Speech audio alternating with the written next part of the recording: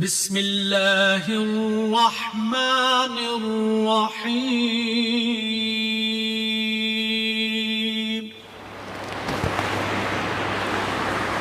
تمام قسم کی تعریف، کبریائی، حمد و ثنا اس اللہ وحدہ لا شریک کے لیے لائق و زیبا ہے، جس نے اس ساری کائنات کی تخلیق فرمائی، ہماری ضرورتوں کے واسطے ہر ایک چیز کو مہیا فرمایا، ہماری رشد و ہدایت کے لیے انبیاء اور رسولوں کا سلسلہ جاری فرمایا اور ہمیں مسلمان بنایا۔ درود و سلام نازل ہو تمام انبیاء کرام علیہم الصلاۃ والتسلیم پر، خصوصاً امام کائنات، امام الانبیاء، افضل البشر، خاتم النبیین، شفیع المذنبین، رحمۃ للعالمین، محمد صلی اللہ علیہ وسلم پر۔ اللہم صلی علی محمد وعلی آل محمد کما صلیت علی ابراہیم وعلی آل ابراہیم انک حمید مجید۔ اللہم بارک علی محمد وعلی آل محمد کما بارکت علی ابراہیم وعلی آل ابراہیم انک حمید مجید۔ معزز حاضرین جمعہ، عزیز بچوں، خطبہ مسنونہ کے بعد سورہ حجرات سورہ نمبر 49 آیت نمبر 6 کی تلاوت آپ کے سامنے کی گئی۔ گزشتہ کئی ہفتوں سے اسی آیت کریمہ کی روشنی میں مسلمانوں کے اندر میں غلط رسومات اور بدعات اور خرافات کے تعلق سے بہت ساری باتیں بتائی جا چکی ہیں۔ انشاءاللہ آج کے خطبے میں بھی اسی آیت کریمہ کی روشنی میں مسلمانوں کے درمیان چند بدعات اور خرافات کا تذکرہ کیا جائے گا۔ اللہ رب العزت سے دعا ہے کہ اللہ تعالی ہمیں حق کہنے، حق سننے، حق سمجھنے اور حق باتوں پر عمل کرنے کی توفیق عنایت فرمائے، آمین۔ آیت کریمہ کا ترجمہ سن لیجئے۔ اللہ رب العزت نے سورہ حجرات سورہ نمبر 49 آیت نمبر 6 میں ارشاد فرمایا، یا ایھا الذین آمنوا، اے ایمان والو، ان جاءکم فاسق بنبأ فتبینوا، اگر کوئی گناہ گار تمہارے پاس میں کوئی خبر لے کر کے آئے تو اس کی چھان بین کر لو، اس کی تفتیش کر لو۔ ان تصیبوا قوما بجہالۃ فتصبحوا علی ما فعلتم نادمین، ایسا نہ ہو کہ تم نادانی کی وجہ سے کوئی ایسا کام کر بیٹھو جو تمہیں نہیں کرنا چاہیے تھا اور اس کے بعد تمہیں شرمندگی اختیار کرنی پڑے۔ مسلمانوں کے درمیان میں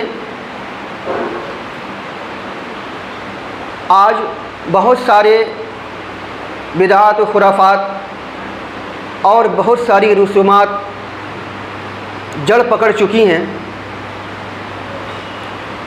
اور اس کو اسلام سمجھا جانے لگا ہے۔ حقیقت تو یہ ہے کہ مسلمانوں نے اسلام کو سمجھا ہی نہیں ہے، صرف مسلمان بن گئے ہیں لیکن اسلام کی اصل تعلیم کیا ہے اس سے ناواقف ہے۔ بس جیسا سسٹم چلا آ رہا ہے باپ دادا کے زمانے سے اور جیسا محلے کے امام صاحب اور مولوی صاحب نے کہہ دیا بس وہی کرتے چلے آ رہے ہیں۔ آیا اس کی حقیقت کیا ہے؟ کرنا چاہیے کہ نہیں کرنا چاہیے؟ اس سلسلے میں وہ کوئی خبر لینا نہیں چاہتے، کوئی تفتیش نہیں کرنا چاہتے، کوئی پوچھنا نہیں چاہتے، بس اسی میں پڑے ہوئے ہیں، اسی کو اسلام سمجھتے ہیں۔ دراصل مسلمانوں کی یہاں پیدائش سے لے کر کے وفات تک جتنی بھی ساری چیزیں وہ کرتے ہیں اس کا شریعت سے کوئی واسطہ نہیں ہے۔ اب بچہ پیدا ہوتا ہے تو محلے کے امام صاحب کو، مولوی صاحب کو بلا کر کے اذان اور اقامت دلوا دیا، اور اس کے بعد عقیقہ کرنا چاہیے کہ نہیں کرنا چاہیے اس سلسلے میں ان کے یہاں کوئی معلومات نہیں ہے، اور اس کو کرتے بھی ہیں یا نہیں بھی کرتے ہیں اس کی کوئی پرواہ نہیں ہے۔ ہاں، چھٹی کا پروگرام بڑے زور شور کے ساتھ میں کرتے، بڑے دھوم دھام کے ساتھ میں کرتے۔ بچہ پیدا ہو گیا، مولوی صاحب نے، امام صاحب نے اذان دے دی، اقامت دے دی، ہو گیا۔ اب اس کے بعد بچے کے ہاتھ میں کڑا آ جاتا ہے، بالا آ جاتا ہے، بچے کے پیر میں کالا دھاگا آ جاتا ہے، بائیں ہاتھ میں دھاگا آ جاتا ہے، گلے میں تعویذ آ جاتی ہے، اور پیشانی پہ ٹیکا آ جاتا ہے۔ یہ سارا کا سارا معاملہ چلتا رہتا ہے ان کے یہاں پہ۔ اس کے بغیر ان کے یہاں بچے کا کوئی تصور ہی نہیں ہے۔ بچہ ہی تو ہے، اچھا لگے گا، خوبصورت لگے گا، پیشانی پہ ٹیکا لگا دیں گے کالا تو نظر بد نہیں لگے گی، بری نظر نہیں لگے گی، وغیرہ وغیرہ۔ اور اس کے بعد کوئی مر گیا تو مرنے میں بھی ان کو اسلام کی کیا احکام ہے اس سے کوئی پرواہ نہیں ہے۔ بس جیسا کرتے چلے آ رہے ہیں لوگ ویسے کرتے۔ کندھے پہ اٹھایا اپنی میت کو، مسجد کے گیٹ پہ چھوڑ دیا، مسجد میں اذان ہو رہی ہے، نماز ہو رہی ہے، باہر میں لوگ کھڑے گپے شپے کر رہے ہیں، نماز نہیں پڑھ رہے، فرض نماز نہیں پڑھ رہے، لیکن جیسے ہی نماز جنازہ کے لیے صف لگائی گئی، پہلی صف میں حاضر، اور جو بیچارے نمازی ہیں وہ پیچھے صف میں بالکل۔ اور اس کے بعد جنازے کو کندھے پہ اٹھایا، لے جا کر کے دفن کر دیا، اور دفن کرنے کے بعد وہاں پہ امام صاحب یا مولوی صاحب زور زور سے دعا کر رہے ہیں، لوگ زور زور سے آمین کہہ رہے ہیں۔ ان کو نماز میں آمین سے چڑ ہے، اگر کوئی نماز میں آمین بول دے تو ان کو مسجد سے نکال دیا جاتا ہے یا ان کی بے عزتی کی جاتی ہے۔ نماز کے علاوہ سب جگہ آمین زور سے بولتے ہیں۔ قرآن خوانی کریں گے وہاں پہ اگر فاتحہ پڑھیں گے تو زور سے آمین کہیں گے، نماز کے بعد اگر دعا کریں گے تو زور سے آمین کہیں گے، کہیں کسی محفل میں دعا کریں گے تو زور سے آمین کہیں گے، سب جگہ زور سے آمین بولیں گے۔ لیکن جہاں زور سے آمین کہنا چاہیے وہاں آمین نہیں کہیں گے، بلکہ وہاں ان کو مصیبت آ جاتی ہے، پریشانی آ جاتی ہے، چڑ لگ جاتی ہے۔ یہ سارا معاملہ چلتا رہتا ہے۔ اب دفن کرنے کے بعد گھر آئے، گھر آنے کے بعد اب ان کی یہاں بہت ساری رسومات پائی جاتی ہیں۔ جو امیر ہے وہ تو جھیل لے جاتا ہے، لیکن جو بیچارہ غریب اور محتاج ہوتا ہے وہ بیچارہ مقروض ہو جاتا ہے، قرض دار بن جاتا ہے۔ کئی لوگ تو ایسے ہیں جو بیچارے کئی سال تک قرض ادا نہیں کر پاتے، کیوں؟ ان رسومات کی پابندی کی وجہ سے۔ اب اس سلسلے میں قرآن کریم کی آیت کی دیکھیے کہ اللہ سبحانہ و تعالیٰ قرآن مجید میں کیا ارشاد فرماتا، ان لوگوں کا حال کیا ہے۔ اللہ سبحانہ و تعالیٰ نے توحید اور شرک کی مثال بیان کی ہے۔ سورہ ابراہیم میں اللہ سبحانہ و تعالیٰ نے ارشاد فرمایا، سورہ ابراہیم آیت نمبر 24 میں، الم تر کیف ضرب اللہ مثلا کلمۃ طیبہ کشجرۃ طیبۃ اصلها ثابت وفرعها فی السماء۔ آپ غور کیجئے، کیا آپ غور نہیں کرتے، کیا آپ دھیان نہیں دیتے کہ اللہ نے کلمہ طیبہ کی کیسی مثال بیان کی ہے؟ کلمہ طیبہ کی مثال ایک پاکیزہ درخت کی سی ہے، کشجرۃ طیبہ اصلها ثابت وفرعها فی السماء، ایسی پاکیزہ درخت کہ جس کی شاخیں آسمان سے باتیں کر رہی ہوتی ہیں۔ اس آیت کریمہ میں اللہ سبحانہ و تعالیٰ نے توحید کی مثال بیان کی کہ جو آدمی توحید پرست ہوتا ہے، موحد ہوتا ہے، اس کا تعلق اللہ رب العالمین سے ہوتا ہے۔ وفرعها فی السماء، اس کی شاخ آسمان سے باتیں کر رہی ہوتی ہیں، کا مطلب یہ ہے کہ توحید پرست کا تعلق اللہ رب العالمین سے ہوتا ہے، وہ اللہ رب العالمین کے کنیکشن میں رہتا ہے۔ لیکن جو شرک کرتا ہے اس کی بھی مثال اللہ رب العالمین نے سورہ حج سورہ نمبر 22 آیت نمبر 21 میں فرمایا، وَمَن يُشْرِكْ بِاللَّهِ فَكَأَنَّمَا خَرَّ مِنَ السَّمَاءِ، جو اللہ کے ساتھ میں شرک کرتا ہے اس کی مثال ایسی ہے کہ گویا کہ وہ آسمان سے گر پڑا ہو۔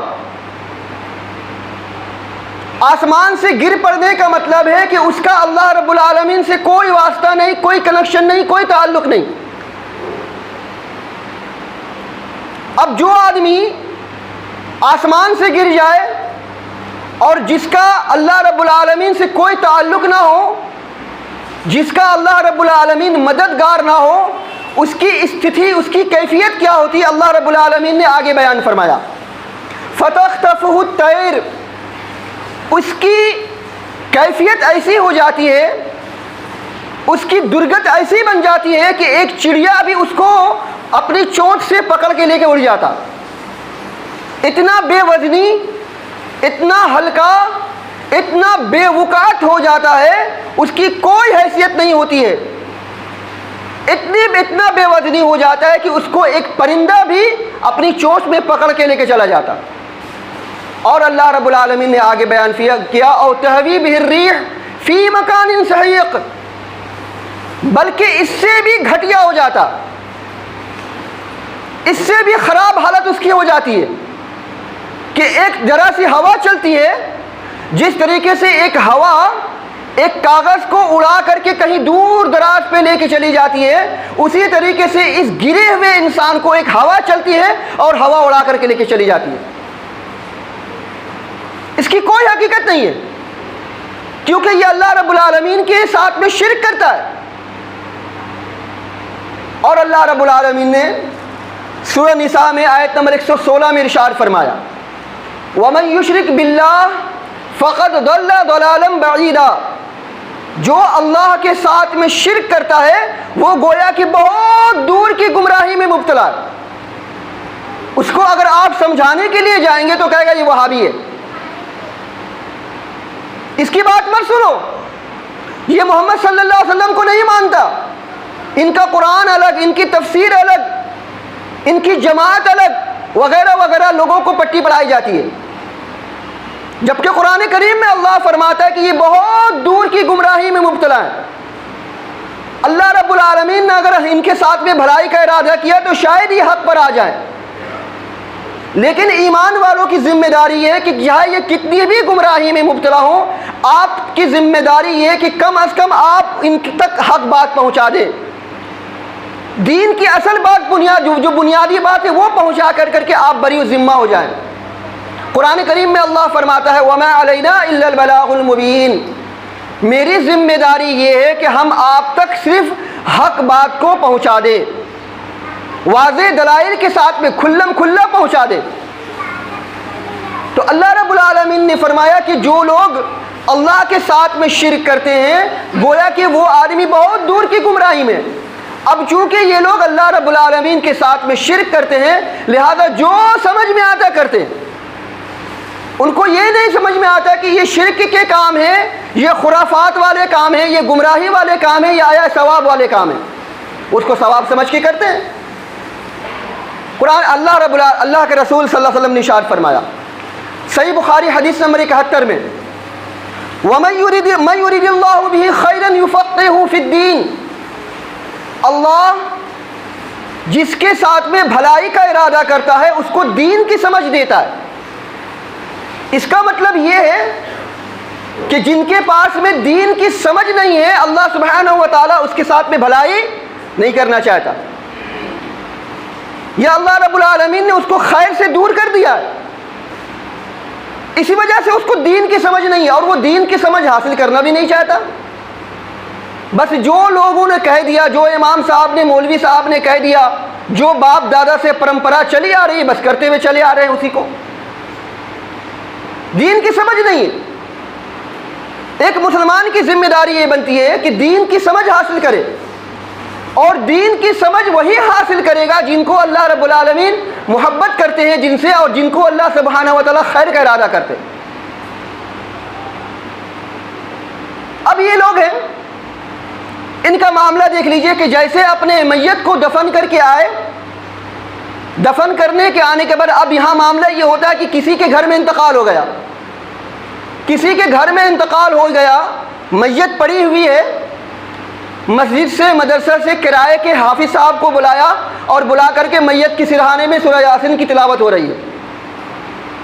سورہ یاسین پڑھے جانے کی حدیث سنن ابن ماجہ میں ہے اور سنن نبی داؤد میں۔ ان دونوں حدیثوں میں میت کے سرہانے پر سورہ یاسین پڑھنے کی تاکید موجود ہے، لیکن یہ دونوں کی دونوں حدیثیں بالکل انتہائی درجے کی ضعیف ہیں۔ محدثین نے ان دونوں حدیثوں کو رد کر دیا۔ کسی بھی محدثین کا ان دونوں حدیثوں پر عمل نہیں ہے، نہ سلف صالحین کا عمل ہے، نہ کسی صحابہ، نہ تابعین، نہ تبع تابعین کا عمل ہے، کسی کا بھی عمل نہیں ہے۔ لہذا میت پر سورہ یاسین پڑھنا یہ صحیح نہیں ہے۔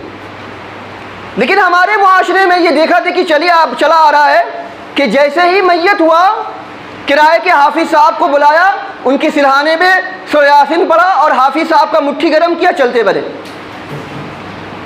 یہ کوئی میں آپ کو طنز نہیں کر رہا، یہ اپنی حقیقت بیان کر رہا ہوں۔ جب جس وقت میں تھا وہاں میں بھی یہی کام کیا کرتا تھا۔ جب کوئی مر جاتا تھا تو جا کے سورہ یاسین پڑھا کرتا تھا۔ کوئی آنکھوں دیکھی بات نہیں کر رہا، بالکل تجربے والی بات بتا رہا ہوں آپ سے۔ اگر آپ کو تجربہ کرنا ہے تو اپنے پاس پڑوس کے اپنے علاقوں میں دیکھ لیجیے۔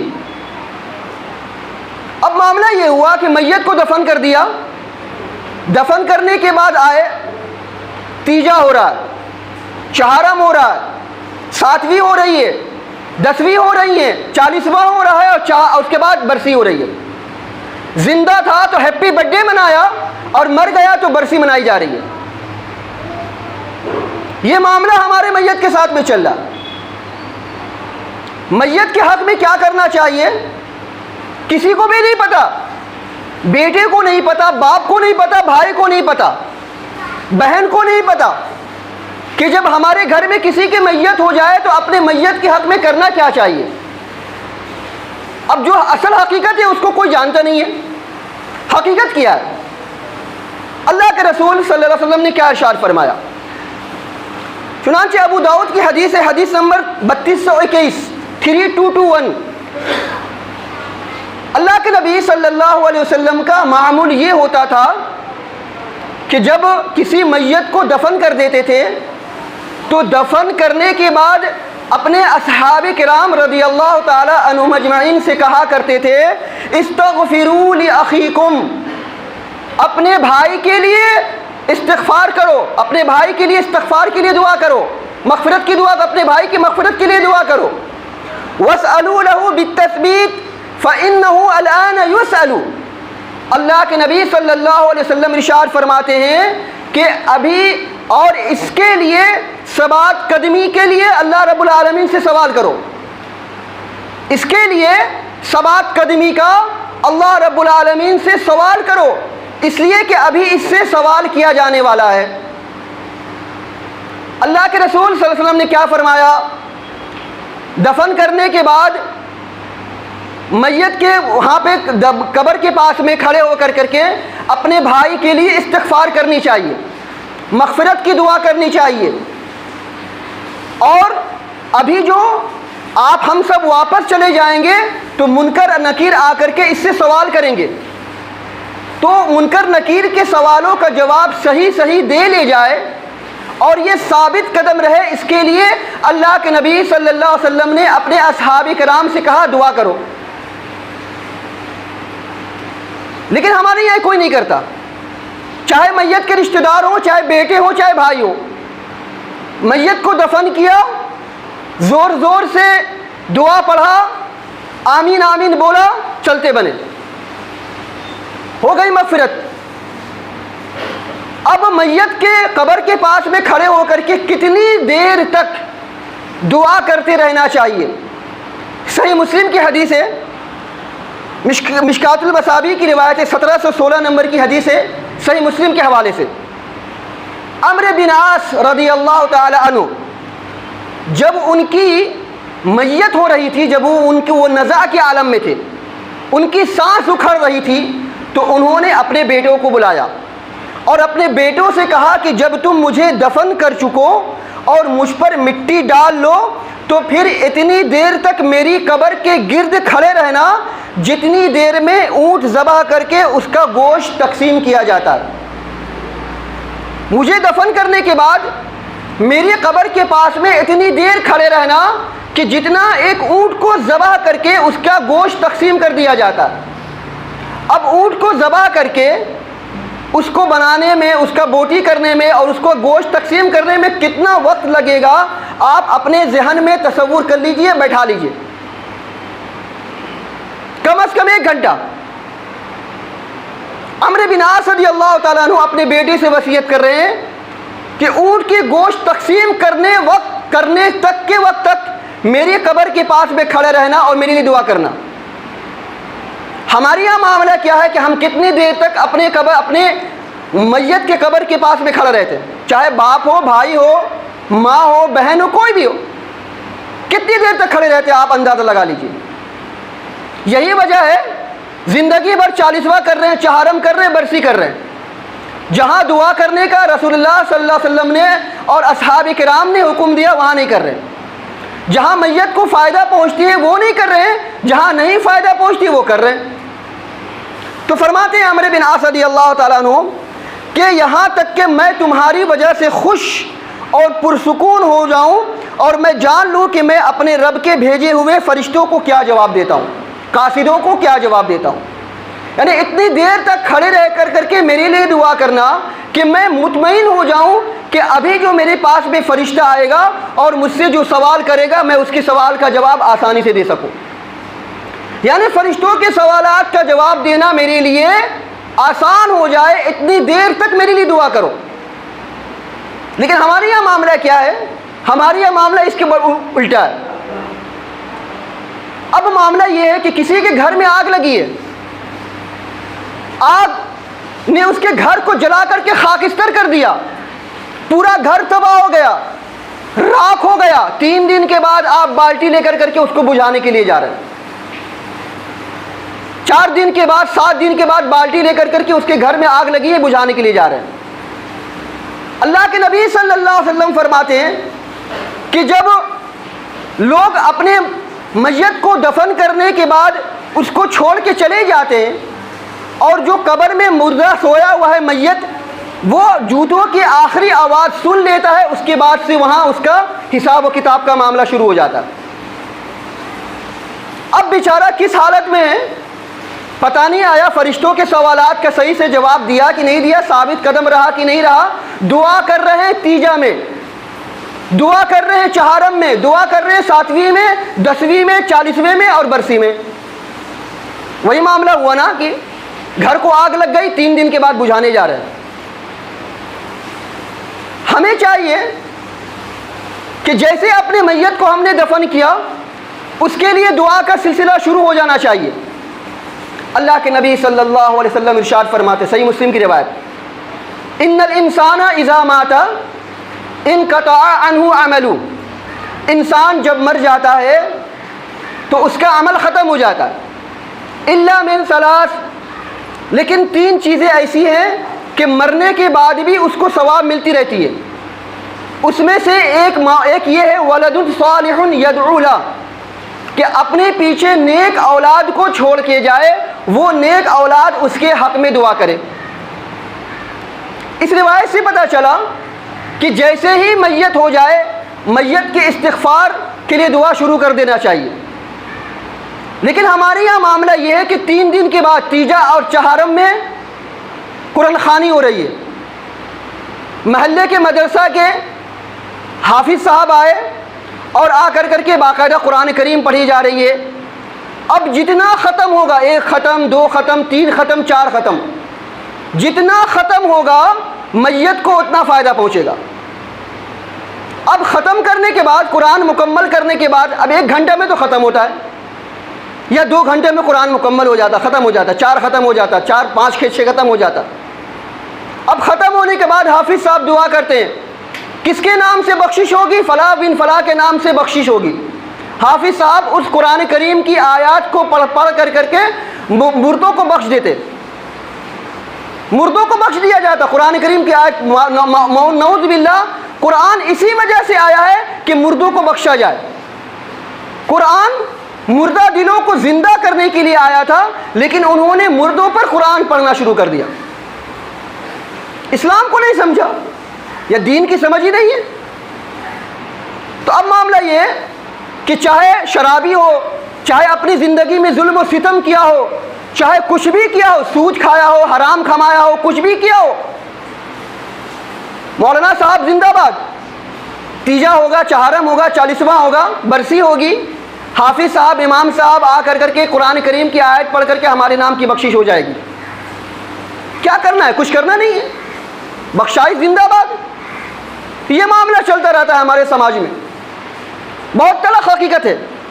آپ کو دین کی سمجھ حاصل کرنے کی ضرورت ہے اور بہت سختی سے اس کو نوٹس لینے کی ضرورت ہے۔ اگر اللہ نہ کرے ہمارے کسی گھر میں یہ معاملہ چل رہا ہو تو یا تو اگر اس کو منع کرے تو منع کرے، نہیں منع کرنے کی ہمت ہے، طاقت ہے تو اس میں شامل بھی نہ ہو، اس میں انوالو بھی نہ ہو۔ لیکن ہم لوگ مروت میں آ کر کے اس پر انوالو ہو جاتے، اس میں شامل ہو جاتے۔ اللہ کے واسطے، اللہ کے رسول صلی اللہ علیہ وسلم کے احکام کے مطابق ایسا مت کیجیے۔ اب ہمارے یہ معاملہ یہ چلتا ہے کہ مرنے والا بیچارہ مر گیا، 40ویں کا نام پہ، 10ویں کے نام پہ، ان کے نام پہ قربانی، ان کے نام پہ گائے ذبح ہو رہی ہے، جانور ذبح ہو رہا ہے اور بریانی پک رہی ہے۔ مرنے والا قبر کے اندر میں کس حالت میں ہے، کس استھتی میں ہے، اس سے کوئی پرواہ نہیں ہے۔ احباب لوگ ان کے گھر میں جمع ہو کر کے بریانی کھا رہے ہیں اور بریانی کے کھانے کے بعد میں کامنٹس بھی پیش کر رہے ہیں، بریانی بہت اچھی تھی، نمک زیادہ تھا، اس چیز کی کمی رہ گئی تھی، وغیرہ وغیرہ وغیرہ وغیرہ۔ یہ سارا معاملہ چلتا رہتا ہے۔ بڑے فخر سے لوگ کہتے ہیں 40واں کی دعوت آئی ہے، 40واں کھانے جا رہے ہیں۔ اب 40واں ہوتا ہے تو 40ویں میں اس میں بھی قرآن کریم پڑھی جاتی ہے۔ محلے کے مدرسہ کے کچھ امام صاحب آ گئے، کچھ حافظ صاحب آ گئے، آ کر کے قرآن کریم پڑھا۔ اب ان کی دعوت ہوتی، 40ویں کی دعوت، مدرسہ کے لوگوں کو کھلایا جاتا، پھر غریبوں مسکینوں کو کھلایا جاتا، اپنے رشتہ داروں کو کھلایا جاتا، پاس پڑوس کے لوگوں کو کھلایا جاتا، رشتہ دار دوست احباب کو جمع کر کے تقریباً 100 150 200 تو تقریباً ہو ہی جاتے۔ ایک غریب آدمی بیچارہ 100 150 200 آدمی کو میت کے نام پہ کھلائے گا، سمجھ لیجئے کہ آج کی تاریخ میں بیچارے کا کیا بنے گا۔ ایک امیر آدمی، پیسے والے آدمی تو جھیل لے جائے گا، لیکن غریب آدمی بیچارہ کہاں سے اس کو برداشت کرے گا، کہاں سے جھیل سکے گا۔ لیکن چونکہ یہ رسم ہے، یہ رسم معاف کیجیے گا، یہ ساری رسومات غیر مسلموں میں، ہمارے برادران وطن ہندوؤں بھائیوں میں پایا جاتا ہے۔ باقاعدہ ان کے یہاں کارڈ چھپتا ہے، کارڈ میں لکھا ہوتا ہے کہ ان کے یہاں برسی ہو رہی ہے، ان کے یہاں چہارم ہو رہا ہے، اور کسی بڑے بڑے آدمیوں کا تب پیپر میں، ہندی پیپر میں اشتہار دیا جاتا ہے جس میں باقاعدہ ان کی تصویر ہوتی ہے اور بتایا جاتا ہے کہ ان کی برسی ہو رہی ہے یا ان کا 40واں چہارم ہو رہا ہے۔ یہ ان کے یہاں پایا جاتا ہے، لیکن یہ چیز ہمارے یہاں بھی پائی جاتی ہے۔ اس کا اسلام سے دور کا بھی کوئی واسطہ نہیں ہے۔ حدیث میں کیا ہے؟ حدیث میں بتایا گیا ہے کہ جریر بن عبداللہ رضی اللہ تعالیٰ عنہ سے روایت ہے، انہوں نے فرمایا ہم لوگ میت والوں کے یہاں جمع ہونے کو اور جمع ہونے والوں کے لیے کھانا تیار کرنے کو نوحہ شمار کرتے تھے۔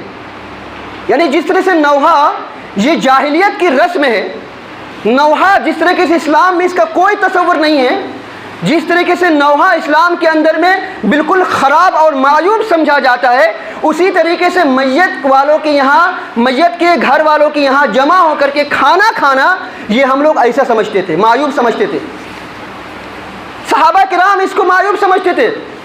دلیل لے لیجیے ابن ماجہ کی روایت میں ہے، 1612 نمبر حسن درجی کی روایت، مسند احمد کی روایت ہے، حدیث نمبر 3288، یہ صحیح درجے کی روایت۔ صحابہ اس کو معیوب سمجھتے تھے، اور آج ہم اس کو کسی کے میت کے گھر میں جا کر کے 40واں چہارم کے کھانے کو اسلام سمجھتے۔ بلکہ پاکستان میں تو ایسا دیکھا جاتا ہے، بیچارہ مرنے والا مر گیا، اس کے غم میں اتنا پریشان نہیں ہے جتنا اپنے رشتہ داروں کے، پاس پڑوس کے اور پورے محلہ والوں کے جمع ہونے ہو کر کے ان کے کھانا والوں کے لیے کھانا تیار کرنے کے لیے فکر مند ہے۔ مرنے والے کے لیے فکر مند نہیں ہے، فکر مند ہے کہ اتنے لوگ جمع ہو گئے، ان کے لیے کھانا کہاں سے بنے گا، کھانا کہاں سے بنے گا۔ کبھی کبھی کھانا گھٹ جاتا تو بیچارے سر پہ ہاتھ دھر کر کے بیٹھ جاتے، مرنے والا تو مر کر کے چھٹکارا پا گیا، یہ ساری مصیبت ہم پر آ گیا، ساری پریشانی ہم پر آ گئی، یہ ساری چیز ہوتی ہے۔ اسلام ہمارا کتنا سادہ اور کتنا سمپل ہے، اس کو لوگ سمجھنے کی کوشش نہیں کرتے۔ اللہ کے واسطے دعا کرو، اس میت کو دعا پہنچتی ہے، جتنا زیادہ اس کے ورثہ، اس کے بیٹے، اس کے بھائی، اس کے دوست احباب، اس کے دینی بھائی جتنا زیادہ اس کے لیے دعا کریں گے وہ زیادہ اس کے لیے فائدہ مند ہوگا۔ یہ ساری کی ساری چیزیں اسلام کے اندر میں نہیں ہے، کوئی چیز فائدہ بھی نہیں پہنچتی۔ قرآن آپ پڑھیں گے آپ کو فائدہ ملے گا، قرآن آپ پڑھیں گے اس کو ثواب ملنے والا نہیں، جائے آپ 100 ختم کر دیجئے، ذرہ برابر بھی اس کو ثواب نہیں ملنے والا۔ لیکن ہمارے امام صاحب قرآن پڑھ کر کے مردوں کو بخشواتے، باقاعدہ گارنٹی دی جاتی فلاں بن فلاں کی مغفرت ہو گئی، قرآن پڑھ لیا ہم نے۔ اب حدیث کے اندر میں باقاعدہ اس کی صراحت موجود ہے۔ میں نے کہا نا من یرید اللہ بہ خیرا یفقہہ فی الدین، اللہ کے رسول صلی اللہ علیہ وسلم کی حدیث ہے، اللہ جس کے ساتھ میں خیر کا ارادہ کرتا ہے اس کو دین کی سمجھ دیتا ہے، دین کی سمجھ حاصل کیجئے۔ امام احمد رحمۃ اللہ علیہ نے باب بانا ہے کہ وہ نیک اعمال کہ جس کے کرنے سے میت کو فائدہ پہنچتا ہے، وہ نیک اعمال کیا ہیں۔ صحیح مسلم کی حدیث جو آپ کے سامنے میں پڑھی گئی کہ انسان جب مر جاتا ہے اس کے عمل کا سلسلہ ختم ہو جاتا، لیکن 3 چیزیں اپنی دنیا کی زندگی میں کر کے جاتا ہے تو مرنے کے بعد بھی اس کو ثواب ملتا ہے۔ صدقۃ جاریہ، صدقہ جاریہ، مسجد بنا دیا، مسجد میں سیمنٹ لگا دیا، اینٹ لگا دیا، بالو لگا دیا، مسجد کی کوئی کسی چھت کی ڈھلائی کر دی وغیرہ وغیرہ، کہیں کنواں کھودوا دیا، کہیں پانی کا نل لگوا دیا، ایسی چیز کر کے گیا جو مرنے کے بعد بھی لوگ اس سے فائدہ حاصل کرتے رہے، کہیں درخت لگوا دیا، درخت میں لوگ بیٹھ کر کے سایہ حاصل کرتے رہے وغیرہ وغیرہ۔ صدقۃ جاریہ او علم ينتفع به، یا ایسا علم چھوڑ کر کے گیا جس سے لوگ فائدہ پہنچے، جس سے لوگ فائدہ پہنچا۔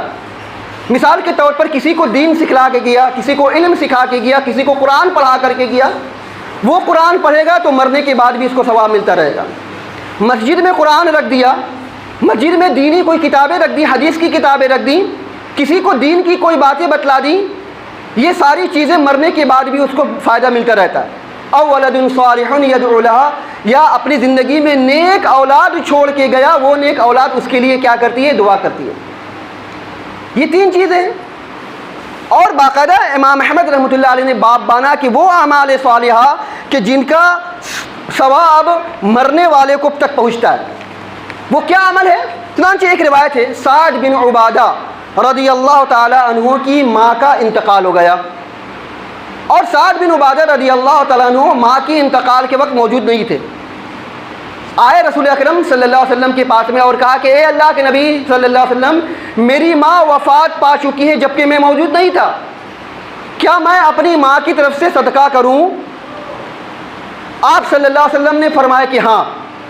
انہوں نے پوچھا کہ اللہ کے رسول اگر میں صدقہ کرتا ہوں اپنی ماں کی طرف سے تو کیا میری ماں کو وہ صدقہ کا فائدہ پہنچے گا؟ اللہ کے رسول صلی اللہ علیہ وسلم نے فرمایا ہاں، صحیح بخاری کی روایت میں۔ اور پھر سعد بن عبادہ رضی اللہ تعالیٰ عنہ نے اپنی ماں کے لیے ایک کنواں کھدوایا تھا، ماں کی طرف سے خود کنواں کھدوایا تھا۔